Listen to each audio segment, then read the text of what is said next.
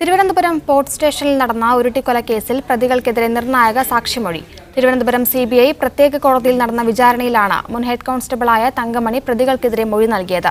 ചോദ്യം ചെയ്യലിന് ശേഷം പോലീസുകാർ ഉദയകുമാറിനെ തോളിൽ താങ്ങി വരുന്നത് കണ്ടുവെന്നും സ്റ്റേഷൻ രേഖകൾ തിരുത്താൻ ഉദ്യോഗസ്ഥർ ആവശ്യപ്പെട്ടുവെന്നും തങ്കമണി മൊഴി നൽകി.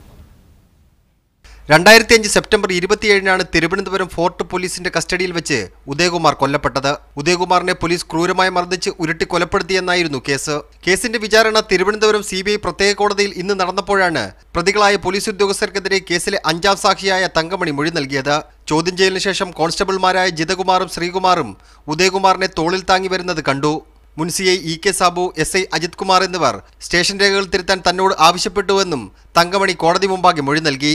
സംഭവം നടക്കുന്ന സമയത്ത് ഫോർട്ട് പോലീസ് സ്റ്റേഷനിലെ ഉദ്യോഗസ്ഥനായിരുന്ന തങ്കമണിയെ CBI മാപ്പുസാക്ഷിയാക്കിയിരുന്നു. കൊലപാതകം, ഗൂഢാലോചന, തെളിവ് നശിപ്പിക്കൽ എന്നീ കുറ്റങ്ങളാണ് പ്രതികളായ പോലീസ് ഉദ്യോഗസ്ഥർക്കെതിരെ ചുമത്തിയിരിക്കുന്നത്. ഉരുട്ടിക്കൊലക്കേസിന്റെ വിചാരണ വരും ദിവസങ്ങളിലും CBI കോടതിയിൽ തുടരും. മീഡിയ 1 തിരുവനന്തപുരം.